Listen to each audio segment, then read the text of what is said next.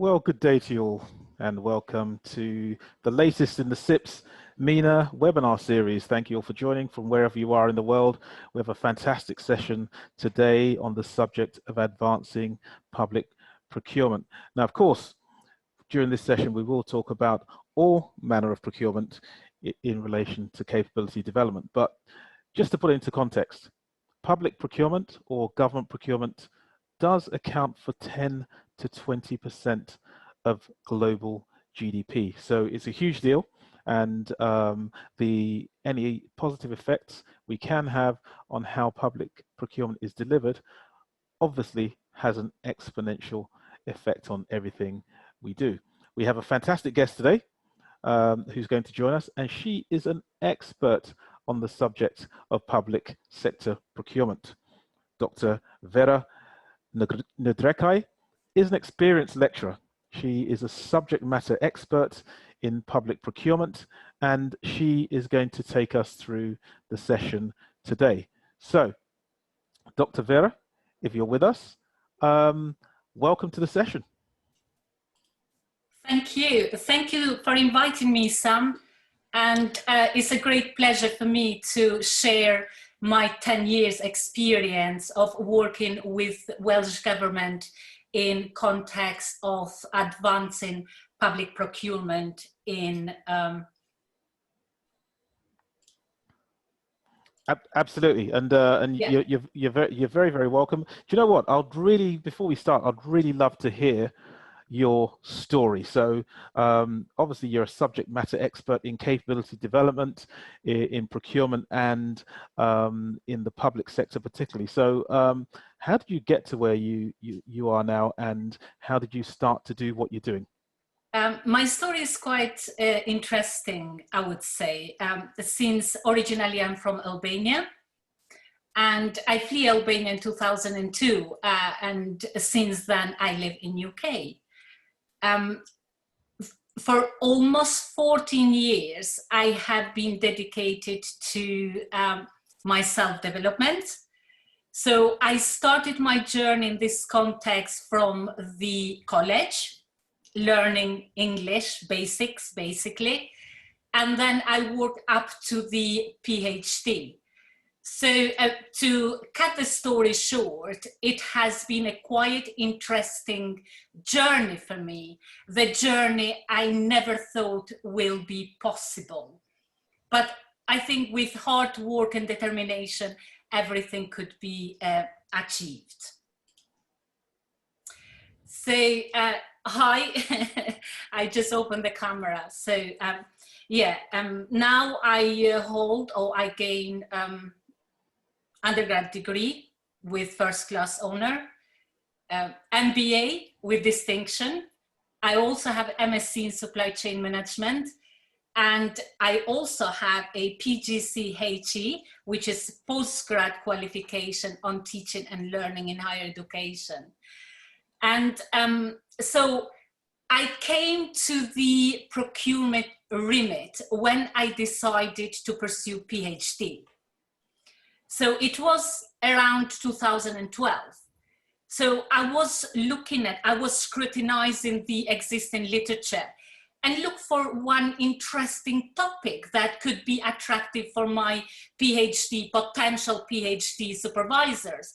And I came across the public procurement. And a lot of the literature at the time indicated that it is quite a traditional, static approach of this kind of concept. And I thought, no, because how could I find something that is much more futuristic, something that could be useful not only for the organizations that my PhD will focus, but maybe for the wide world? Why not? And then I was also continuing to scrutinize the literature in other disciplines, and I came across the dynamic capabilities, which is, and it was at the time, and still is, a very intriguing and fascinating topic. So I joined the University of South Wales in 2012 to pursue my PhD, And since then, I have been working on this particular field. Something that I would like to highlight with you and the audience is the fact that I have worked for almost 5 years with the Procurement Best Practice Academy, established at University of South Wales, which had two main principles. One, advising Welsh government how to advance procurement in strategic level. And the other important or key aspect was delivering CIPS program, of course, on behalf of CIPS for local and central procurement professionals. So this is pretty much my journey to strategic procurement. I'm currently writing my book, so it will be published maybe 1.5 years, so it will be quite interesting. This is the book that focuses on strategic procurement, and it amalgamates public procurement as a static approach with the dynamic capabilities which leads to the strategic procurement. So in other words, I'm looking at public sector procurement in context of professional capabilities and how they can move from a best practice approach. So how they can do something more in order to use that public sector procurement as a strategic tool that enables government-related organizations not only to achieve their objectives in context of delivering service, but to change their behavior, to become much more entrepreneur, to talk about competitive advantage. Why not? And this competitive advantage should be achieved via strategic procurement. So again, I'm trying to look at strategic procurement in very futuristic way. That's awesome, and that really is a great story. Thanks for sharing. I mean, you're talking about, 2002, leaving Albania, moving to the UK, learning the language, and subsequently going through, undergraduate, bachelor's, PGCE, MBA, and PhD, and advising the Welsh government. So at this point, look, I'm going to hand the floor over to you because we would really like to hear about your research and your take on capability development in procurement and public sector procurement in general. So over to you, Dr. Vera. And while Dr. Vera is presenting, if anyone wants to get involved, there is a chat button. If you want to make any comments, please do make them in the chat forum. If you have any questions, please make them in the Q&A section. Put any questions in the Q&A section. We will pick them up. At the end of the session, we will have a question and answer session where you can put your questions directly to Dr. Vera, and we'll make sure we get them answered. So thank you for that, Dr. Vera. It's over to you. Thank you.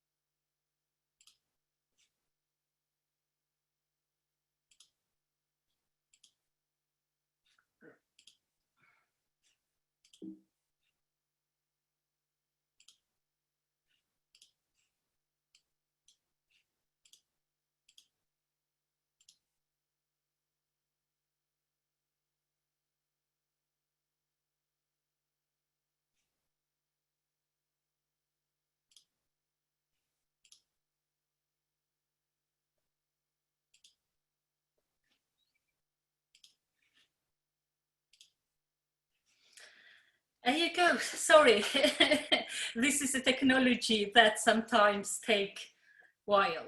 So basically the focus of today's webinar is about advancing public sector procurement in strategic level.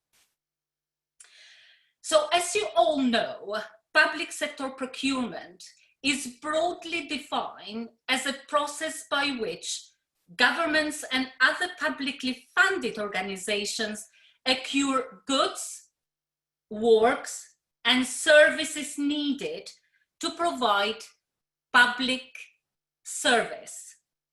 So it has also been seen as a process of acquiring resources from outside suppliers and in-house providers using state funds to deliver public sector, which usually is very much close or linked to the political systems, if you like.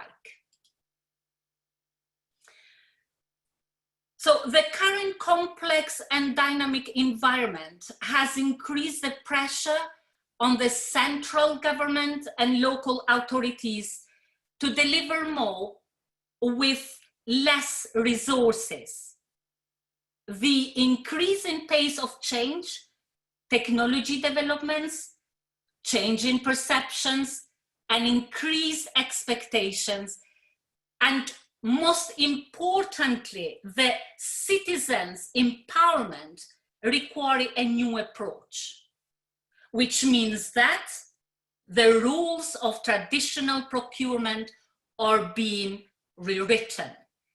This has been very well exemplified on the quote of David Noble, which was a CEO for CIPS from 2009 until February 2017, which suddenly he passed away. But the question is, what is strategic procurement? How we can define it? What are the main characteristics of strategic procurement? So this is the concept that has been quite attractive since the 19th century. Acknowledging the importance of advancing not only public procurement, but also private procurement in strategic levels, using it as a strategic tool to achieve organizational goals.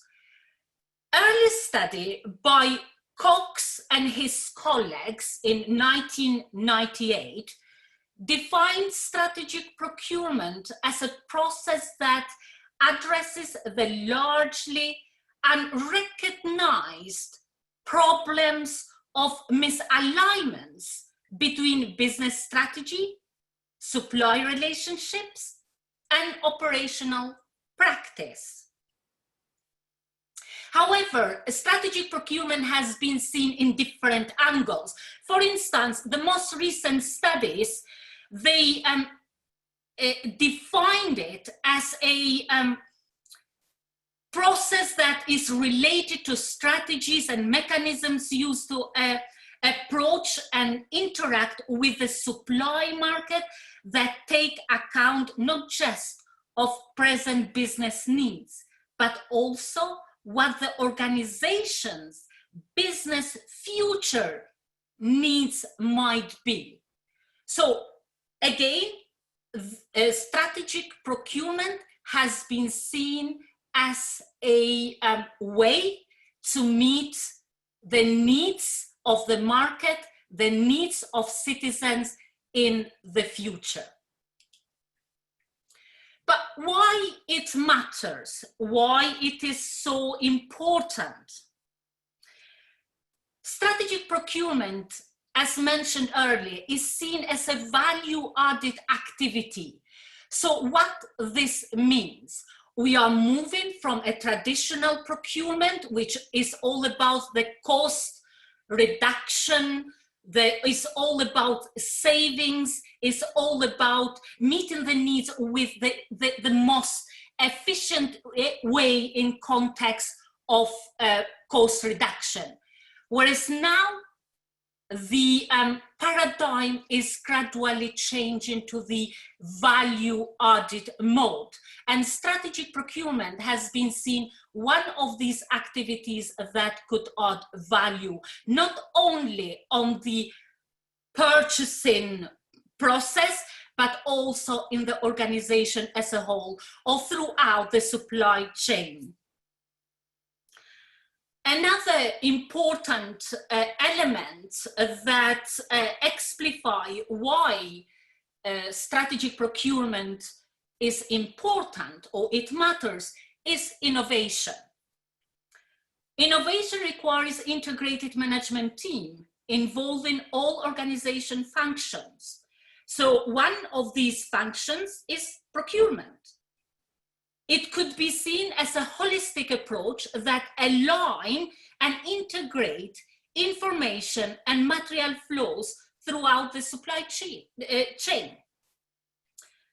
Strategic procurement also encourages more advanced stage, engenders supply integration, plays a key role in integrating buyers and suppliers opportunity by focusing on diverse aspects such as process, long-term relationship, information exchange, and cross-organizational teams. Strategic procurement also could be seen as a process that impacts the supply chain for performance, that subsequently creates a win-win situation for both the buyers and suppliers. Now, to understand strategic procurement in depth, we need to understand the differences between the traditional approach to procurement and strategic approach to procurement. We could use 6 elements as a key elements that could enable us to define the maturity of procurement. It is important to understand how visible is procurement, how procurement aligned with the organizational strategy, what are procurement scope of activities, what is the relationship management, how they use the technology, skills and knowledge, which is very important, and how you measure the performance, so the key performance indicator. So in context of visibility of procurement, as shown in the slide, in the traditional procurement, in the traditional approach, procurement is not visible. In contrast, in strategic approach, procurement is internally and externally driven by competitive advantage, which means that it is visible and it is a strategic aspect that enables the organization to achieve the competitive advantage. In context of the alignment involvement in strategy, again, in traditional aspect is no strategic involvement. Whereas in the strategic approach, it is clearly a strategic involvement. So influence organizational strategy, providing strong input to values and strategies. In context of the scope of activities, again, it's a huge contract, because in traditional procurement, the activities, the main activities are like cleric or clerical activities, one-off negotiation with suppliers, order processing, and hardly any tendering. Whereas in the strategic approach, there is an end-to-end supply chain management, few areas of external spend untaught, relationship management and supplier development.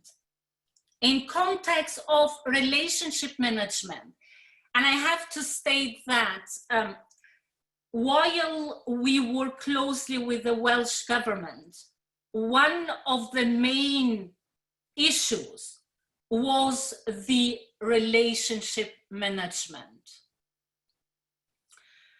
And this was another reason why they were so inclined to work with the academic community to enhance procurement in strategic level. So again, in relationship management, we can see that traditional approach is no supply relationship management in focus and no engagement with other functions.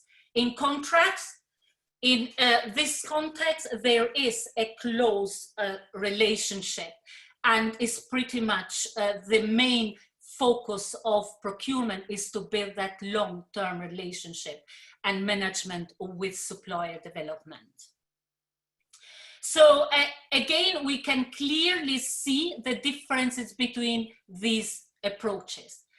But to advance procurement, public procurement in strategic level, there is a requirement for a specific set of procurement professionals' capabilities, such as strategic procurement leadership, procurement analysis, strategic sourcing, commercial negotiation, procurement risk management, supplier relationship management, contract management, legislative and policy environment, contract law, and cost management.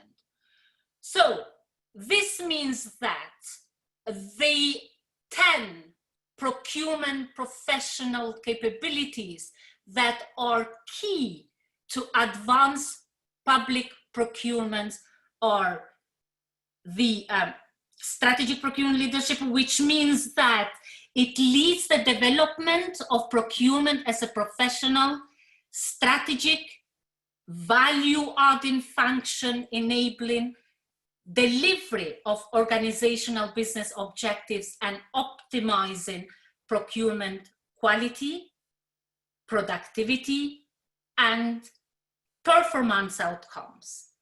In context of the procurement analysis, this is the process where enables the organization to gather and evaluate information on the market, business needs, categories, key suppliers, the supply chain, and contextual factors to inform procurement decision-making process. In context of strategic sourcing, these are the capabilities that enable procurement professionals to select suppliers of required goods and services based on market evaluation, capability, and alignment to the strategic procurement direction of the organization. In context of commercial negotiation, so as you all are aware that a lot of local authorities, referring to Welsh local authorities particularly, they trying to become much more commercial. They trying to change their behavior in the entrepreneurial way.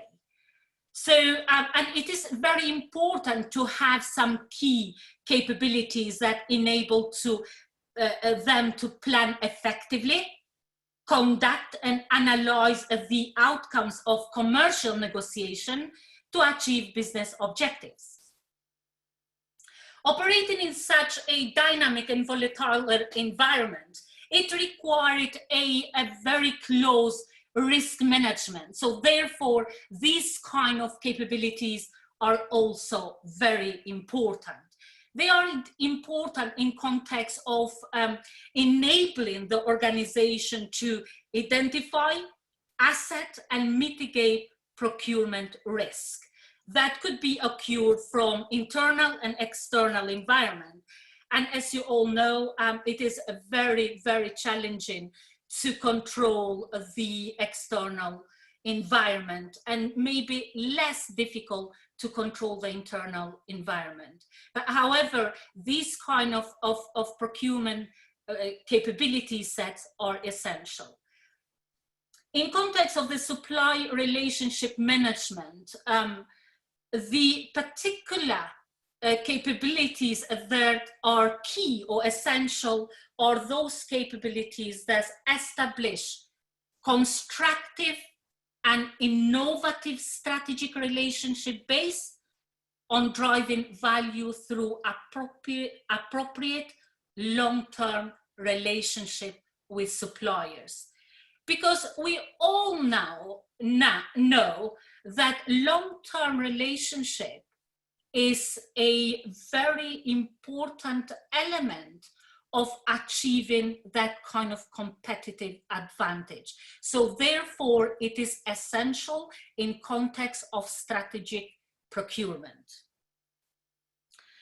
In context of the contract management, again, we have been focused on those kind of capabilities and competencies that enable procurement professionals to effectively manage the performance of suppliers through robust contract frameworks, successfully delivering contractual obligations, which again, this has resulted to be very challenging for local authorities in Wales.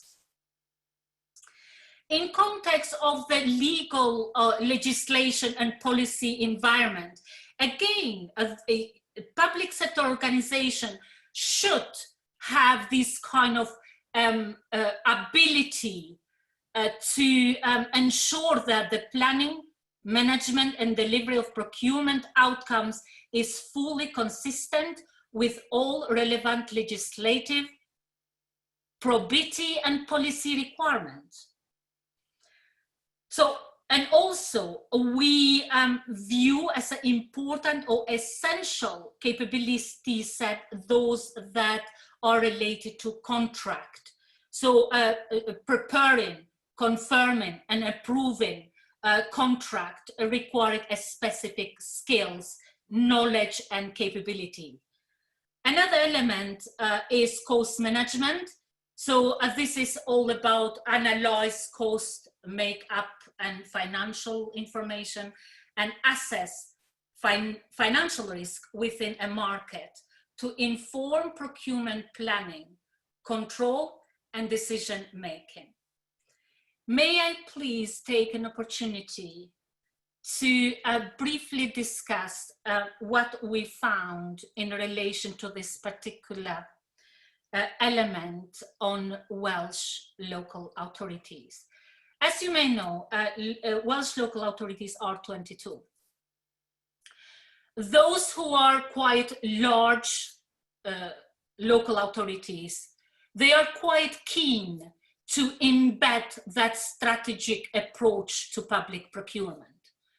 Whereas those who are small, relatively small, they are quite keen to emerge certain procurement activities with other local authorities.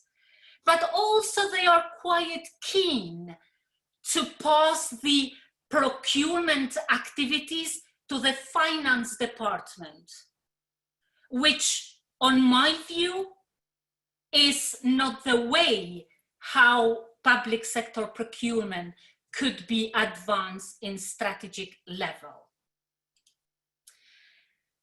Now, what is new on what we have offered to the government? We have introduced a new concept. This is relatively new in context of procurement. This is the concept which has been the focus of existing strategic management literature for a while. But the existing literature indicates that dynamic capabilities has become a prevalent theoretical framework in the private sector to understand how organizations enhance performance and effectiveness in a rapidly changing environment. However, it has not yet been applied outside the private sector. So this is the concept that has been found by David Tiss. He's a well-known philosopher, and he's particularly focused on the strategic management. He defines dynamic capabilities as the firm's ability to integrate, build, and reconfigure internal and external competencies to address a rapidly changing environment. So this indicates that dynamic capabilities are very fashionable. But to understand dynamic capabilities, which are these kind of capabilities associated to strategic procurement, we need to understand the characteristics of ordinary capabilities, those capabilities that are associated to traditional procurement. So these are, which are more like in context of the purpose, they are technical, efficiency in business function. So in other words, they are technical capabilities. They are related to the operations, administration, and governance. So this clearly indicates it's nothing related to the strategic level. In context of the capability level goals, it is associated to best practice. And I understand that you all are aware and familiar with what best practice means. And I think that we have passed the time that we should copy and paste what others do. Yes, it is good to know what the criteria or principles of the best practice is, but we need to move beyond. We need to find a new way. We need to find that new way because the pressures of the environment are immense. And you all know that since 2008, the economic recession, and up until now to the COVID-19, either central governments or local authorities are facing a huge pressure to deliver exactly the same with less resources. So what this requires something very specific, something unique that each of the organization or organizations may be able to build and develop. In context of the priority, so one of the characteristics of ordinary capabilities is doing things right. In context of uniqueness, so there is nothing unique. It could be easy to copy or imitate from other organizations. So as a result, it will be less strategic since it will not be such a strategic tool that enables the organization to achieve that kind of competitive advantage, or in context of public sector, to enable the public sector organization to achieve their goals with less resources. In context of mechanisms of, so basically according to philosophers, particularly to Tiss, he says that ordinary capabilities could be both. So obviously this kind of approach, or in this context, is pretty much relevant to the outsourcing, or alternatively it could be built. So it totally depends on the organization position. In context of the results, it delivers only technical fitness. Now, in contrast, we've got those kind of dynamic of this type of capabilities that we linked to strategic procurement, which their purpose is to achieve congruence with technological and business opportunities and customer needs. Now, we can see the scheme here is very, very specific. And again, what TIS is saying or proposing is that these capabilities could be grouped in 3 clusters, which is sensing, seizing, and transforming, which each of these clusters has their own characteristics that I will be able to explain in following slides.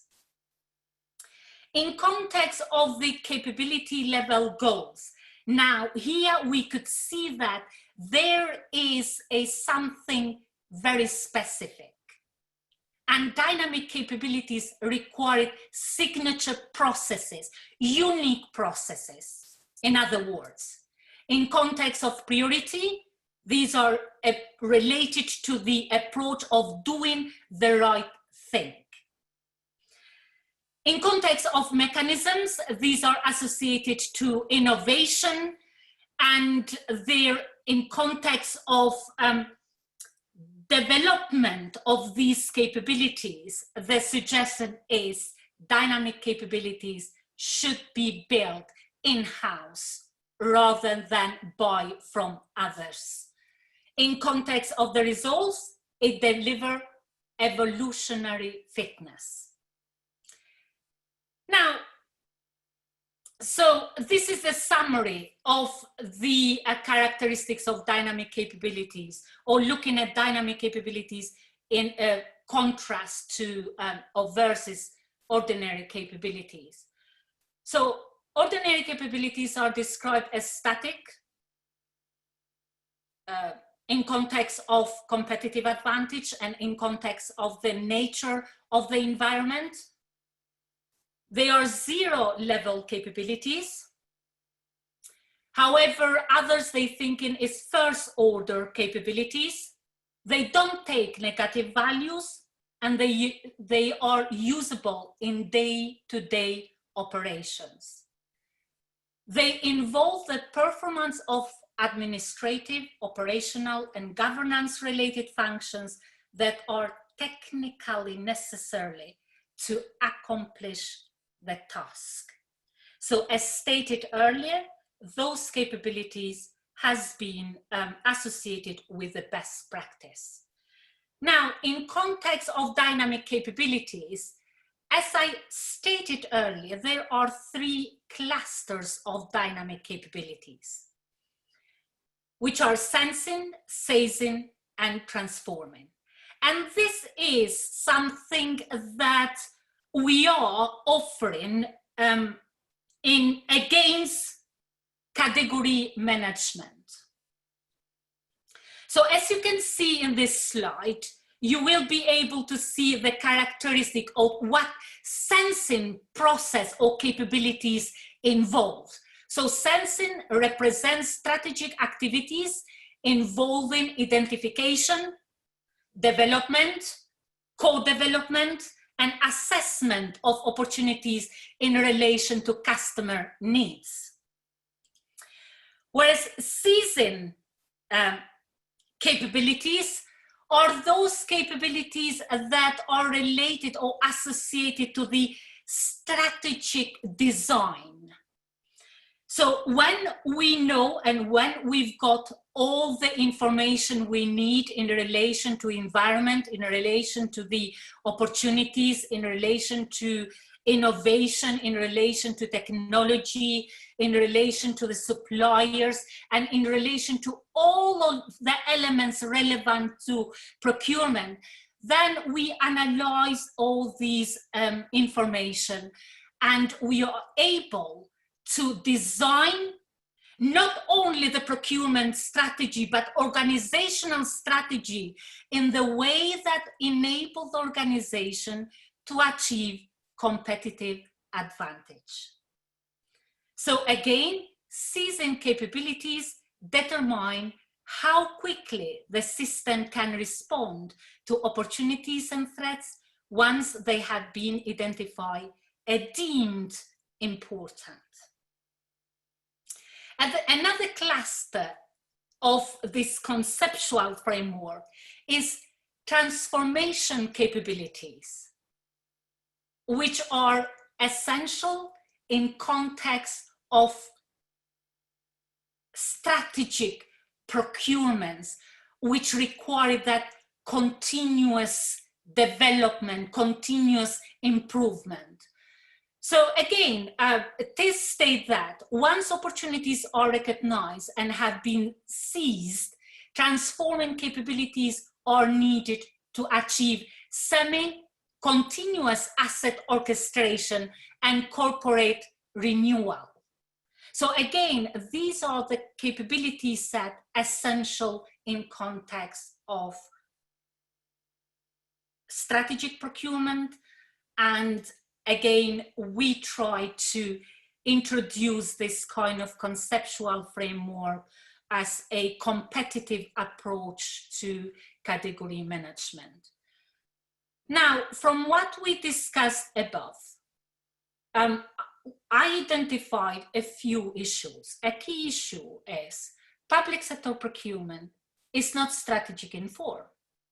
Strategic procurement is only something that the public sector has recently embraced, since the main focus is best practice only. The traditional approach to procurement management represents a spectrum where organizational culture leadership maybe needs a lacking dynamism. So what do we have now? So why I have taken you through such a conceptual framework? We have a robust dynamic capabilities model that could enable public sector procurement to achieve long-term performance in dynamic and complex environment. And this is the model that we have introduced to Welsh government and Welsh local authorities. So what this model indicates, from the top, you could see that the nature of environment is very dynamic, which makes even harder or challenging for public sector organization to deliver their service, let alone the value. So one aspect of this conceptual framework represent the traditional approach in context of capability requirement. So we can see that they required only ordinary capabilities. So in context of activities, these capabilities that are related to process the order, to chasing suppliers, negotiating deals, achieve the cost reduction, technical skill, and basic governance. But on the other hand, we've got this strategic approach to procurement, which requires a high order capabilities. It requires those capabilities that enable the organization to enhance their effectiveness and overall performance in dynamic and volatile environment. So as stated earlier, we could see the three clusters of dynamic capabilities, which aligns all the activities relevant to sensing, seizing, and transforming. But what we can see here is the key determinants of developing and deploying dynamic capabilities. What this means, in order for public sector organization to advance procurement in strategic level and develop such a higher order capabilities, they need a specific leadership style and also different approach to the culture. Because as we know, the leadership style in public sector organization is quite authoritarian, which means that it's no much than the leaders can do in public sector organization, because they are restricted from different aspects. And most importantly, they are restricted from organizational culture, which intend to be relatively closed. Whereas now in this futuristic concept, we are looking for transformational leadership style in public sector organization. We are looking for open culture in public sector organization. So in other words, we are encouraging entrepreneurial behavior in public sector organizations. That may be the only way how they could advance public sector procurement in strategic level. But what are the benefits of going beyond best practice and looking at things in the new perspective, looking at things in dynamic capabilities perspective? So it encourages development and deployment of procurement dynamic capabilities that lead to sustainable organizational performance in complex and rapidly changing environment. Public sector organizations with strong dynamic capabilities are likely to perform better in the current environment due to their ability to involve in strategic procurement activities. And most importantly, it contributes to advance public sector procurement in strategic level. So thank you very much for your attention, and I would welcome any question if you may have. Thank you.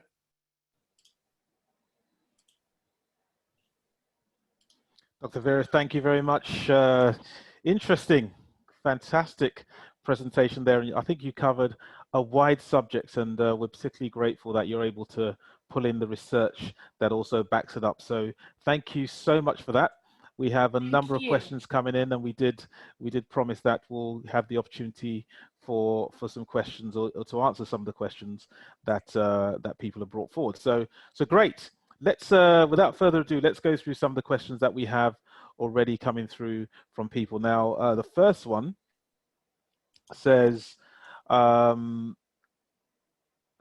why is it that the procurement function under the umbrella, why is it that you find that procurement functions find themselves under the shadow of finance, particularly, or the finance department rather, particularly in public procurement? Why is that, do you think?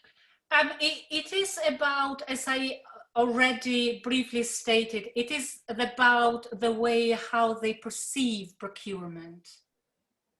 It is the way how procurement has been positioning in the organization, because some, let's say, local authorities, they think that procurement could be carried out from a financial department easily, because they see it as just a process. They see it like just the process of purchasing these goods and services without any kind of negotiation, without any kind of spotting the opportunities, tapping these opportunities, without strategic vision, basically. So they see it as simply as a organizational function that could be easily carried out from another department in the organization. And most importantly, this is something that they do in order to only save, so only reduce the cost without considering the value-added process. And if you consider the value-added processes, sometimes you need to compromise between the quality of goods and services and the price. So in order to, so again, this, to answer the question, I think this is the due, or is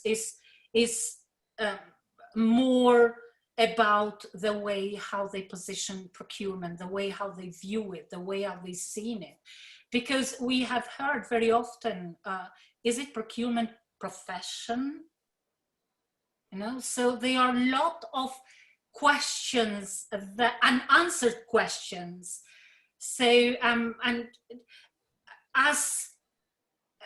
and we are a large group of academics working on it, trying to change that kind of perception and introducing procurement as a holistic approach rather than, you know, a static, rather than just a organization function that will save some money. It's more than that. And why do you think there are so many levels? Another question coming in here from Mohammed Rayhan. Why do you think there are so many levels to follow, or so many processes to follow in public procurement as opposed to private procurement? Why do you think that is? Oh yes, because public procurement is framed by rules, regulations, policies, and so on. This does not mean that private sector organizations do not comply with these rules and regulations. They do, but they've got that flexibility. They are much more flexible, and this also is associated to their leadership, to their strategic approach towards procurement. So in public sector organization, I think, because it is the structure of the organization, it is very hierarchy. You cannot make the decision straight away in order to adapt to the external factors without going through the red tape. Because we know that public sector organizations are quite bureaucratic. So they have the kind of red tape. So it's not a straightforward process. And on the private sector organization, those that are established to achieve their competitive advantage and be a big players in the market are much more flexible in decision making. Okay, and speaking about strategy here, question coming in here from Zachariah. So how is strategic procurement different from a strategic partnership? Oh, it is, because procurement does not involve only strategic partnership. Strategic partnership is part of strategic procurement. It's one key principles of strategic procurement. Because as I stated earlier, procurement involves much more than the kind of relationship with suppliers. And in a question here, thanks for that, coming from Hilda, COVID-19. Do you think there are lessons learned? Do you think there's a step change in how governments deal with procurement as a result of the economic impacts of COVID-19? I think COVID-19 is an event that has made the world to rethink, particularly private and public sector organizations. Since we are living in unprecedented times, in the time that supply chain is in the very, very difficult process. COVID is something very, very difficult. We're still in that thinking mode, because it's the event that has not been another one like this for centuries. And if I relate this, or the impact of COVID-19 in supply chain management, including the procurement, is quite difficult, particularly for UK, for Welsh government, because you know that Britain is leaving EU. Is leaving EU, and by leaving EU, the rules for procuring goods, services, and work will change, because we have been regulated pretty much with the EU policies, and with some like regulation by central governments, but is a kind of shaking time for procurement, public sector procurement in Britain and across the world. And it's very difficult for me to give a clear view, because again, there are a lot of unknown, there are a lot of unanswered questions. The only thing that I could say at the moment is what we have done a few years ago in public sector procurement does not longer work. We need to look at for strategic approaches. We need to look at for any kind of a management approach that makes public sector organization much more elastic, flexible, adaptable, and most importantly, enabling them to access the goods, services, and work in the way that adds value in the communities. And maybe this is something that we need to think for the U-turn, turning from global to local, may be one short-term solution to address COVID-19 impact in public sector procurement. That's an interesting perspective, and it probably dovetails into another question that came in from Fazer, who's saying, talking about outsourcing, which is a big feature of some governments in their procurement, but specifically in the UK. So she's saying, what's your opinion on the main reasons why governments are outsourcing more and more to large private outsourcing organizations instead of allowing their procurement department to sign contracts directly with service providers? What's your view? Yeah, well, this is something that is quite interesting, because Dr. Ringwald, myself, and Professor Andrew Thomas has been working in specific research project to determine the spending in Wales, the way how like government funding has been spent. So looking at the way how contracts has been awarded, have these contracts been awarded to international organizations or to the local organizations? Because bear in mind that, and again, I don't want to be read in negative way. I quite like the idea of globalization, right? And getting the outsourcing from elsewhere. But also in such times, in such unpredictable times, we need to be very, very careful. We need to manage carefully government funding, to spend in the way that government funding or government investment to stay in the country.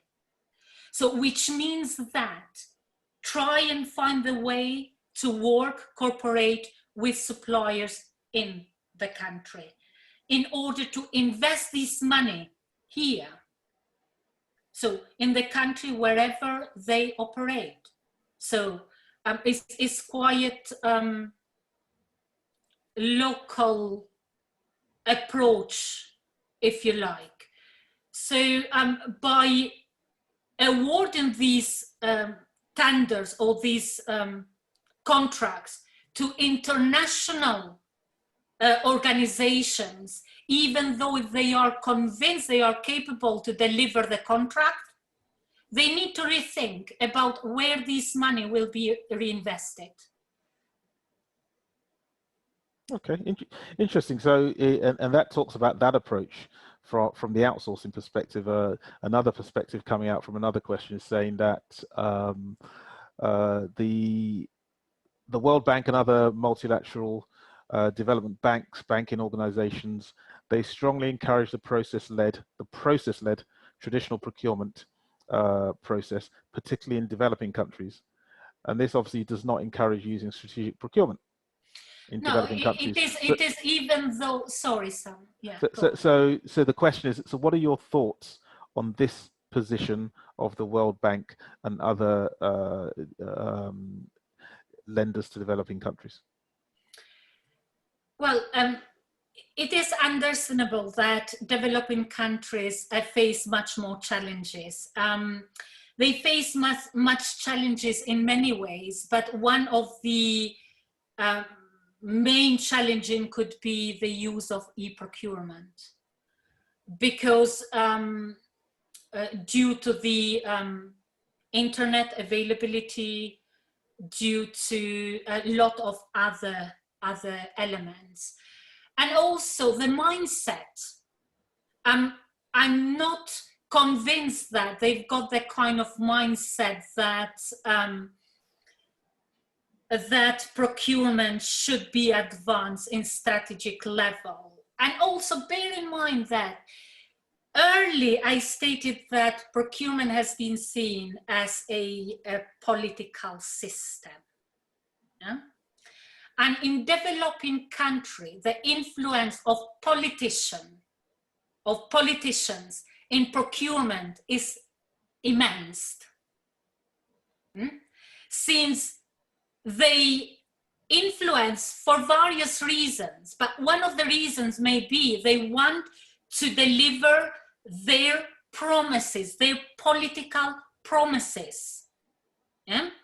By awarding these contracts, the X, Y, Z companies, which they really, really believe they can do so, without going through these strategic procurement processes, without analyzing the environment. What is there? Is there a better option?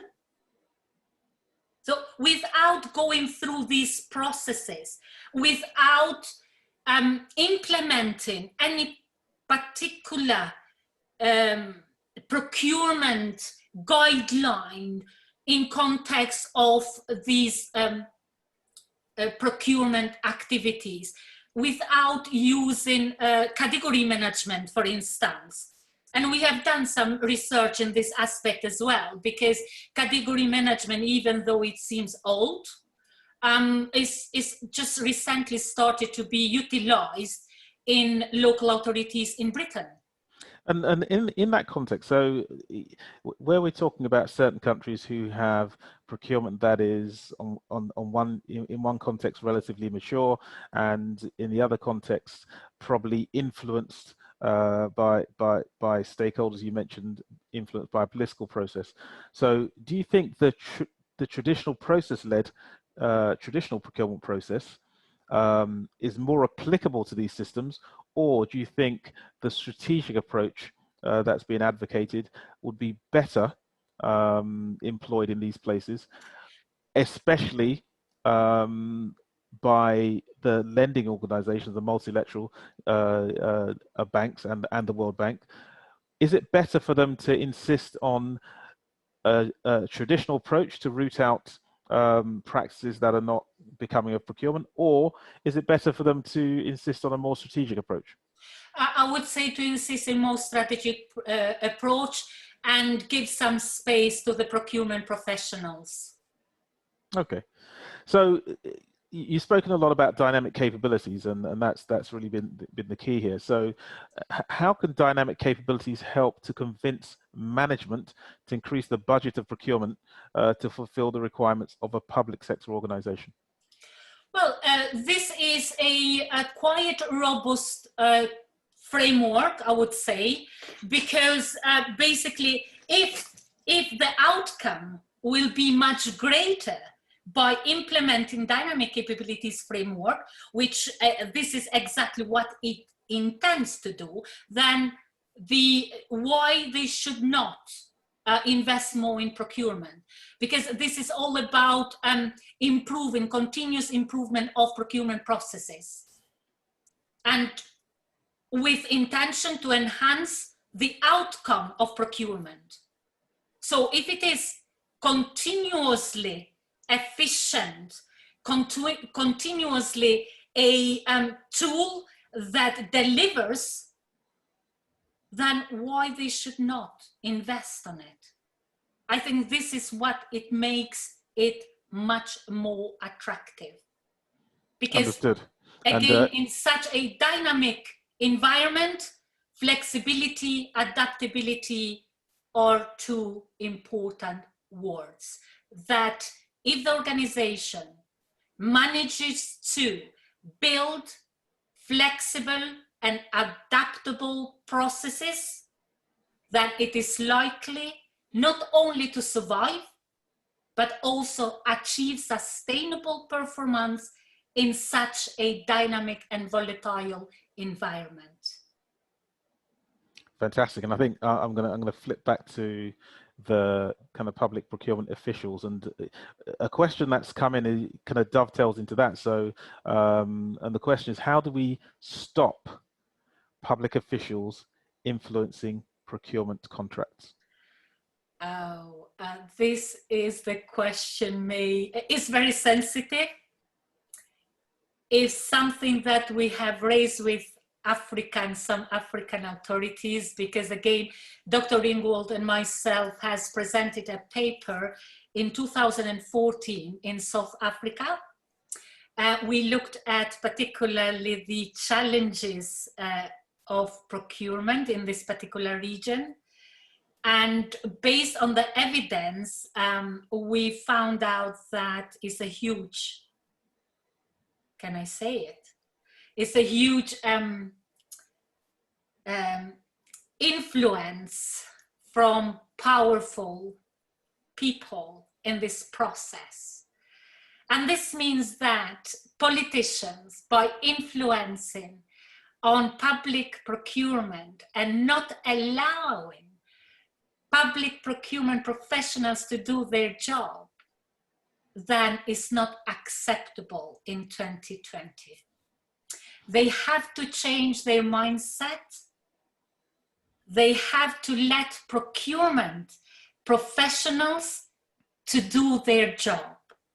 They have to respect them on their decision making, because I'm sure that they will make a right decision. The decision that will deliver not only for the organization, but for the nation as well. So the influence really sits above and beyond procurement. Really, it's really to try and change that behavior sits above and beyond the procurement sphere. Yeah, because it's very interesting, Sam. If we look at all these policy, legal and policy aspect, black and white, they are perfectly written. They are perfectly written. But when it comes to the implementation, then this is another aspect that maybe needs to be on the focus of the discussion in the future webinars, I think.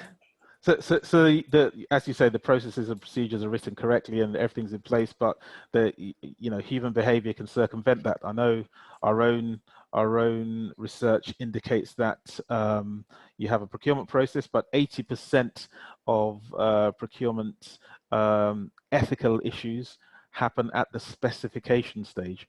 So absolutely.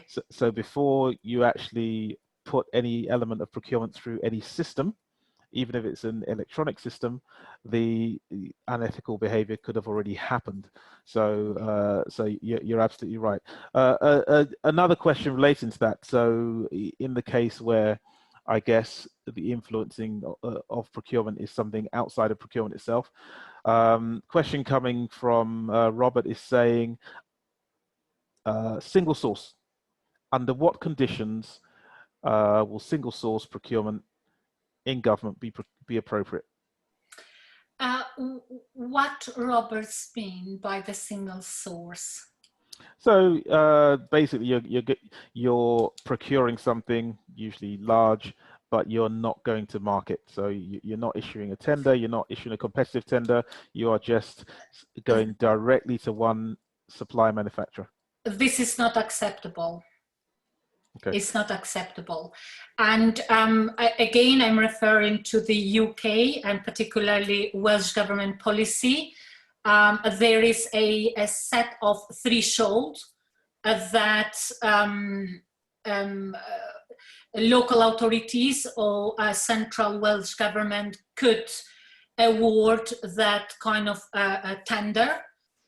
But not more than around £30,000.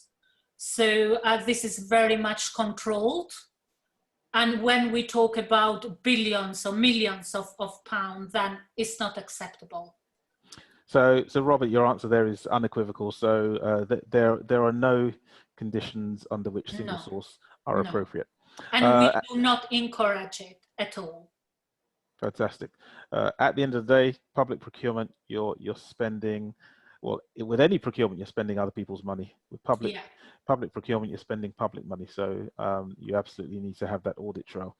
So we're running out of time, obviously. So I'll go to the last question that we have time for. And the question is saying, obviously, we're talking about capability development, and we're talking about implementation of strategic procurement. And obviously, you need skilled people to do that. So how do you suggest this or these concepts can be presented to top management? In other words, how do you approach top management to apply to train individuals in strategic management? Bearing in mind that there's a cost involved, how can you make that that presentation to them appealing? Well, I think considering the current environment, this will be quite trendy. I understand that this required investment, but also we all understand that in strategic perspective, investment is required. And when we're talking about high-level capabilities in context of public procurement, so these are the capabilities that cannot be built for one day, 1 week, or 1 year. So it takes time, but is something that determine the performance of the organization in such a complex and unpredictable environment. So this is the only way to advance the procurement through high-level procurement capabilities.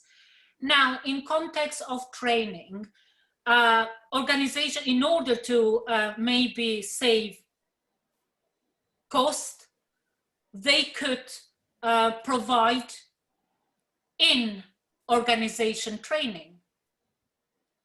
But personally, I think that and being involved on CIPS program is one of the best programs that has been designed carefully, has been designed in the way that enable procurement professionals not only to advance procurement towards strategic levels, but also to recognize procurement as a respected profession. So they make it much more attractive, attracting talents, which is something very challenging for organizations because of some perceptions towards the procurement. So again, to address the question, yes, it does take time. Yes, it does involve cost, But if organizations are prepared to think in strategic, in long term, in strategic way, this is one of the ways how they could develop high-level procurement capabilities. Dr. Vera, that's great, and I think you answered that question perfectly for the person who asked. In effect, there is no shortcut to getting your team upskilled and to give them the capability, and it's a bit of a no-brainer. So I guess the ROI you'll get will be that you cannot afford not to have a team skilled in a strategic way when you have a large spend in the remit that you have in public procurement. Absolutely. You've been a fantastic guest, Dr. Vera Ndrekai. Thank you so much for sharing your knowledge, and we do hope you'll join some of our future seminars. Thank you very much for coming. My pleasure, and thank you to everyone for listening. Excellent. And then thank you to everyone who joined. We hope you found it useful. Look out for our future webinars that come up, and keeping in touch with us either via LinkedIn or via our other channels or via our website, where we will be advertising upcoming webinars on different subjects. Once again, thank you very much, and we hope to see you soon. Take care. Thank you.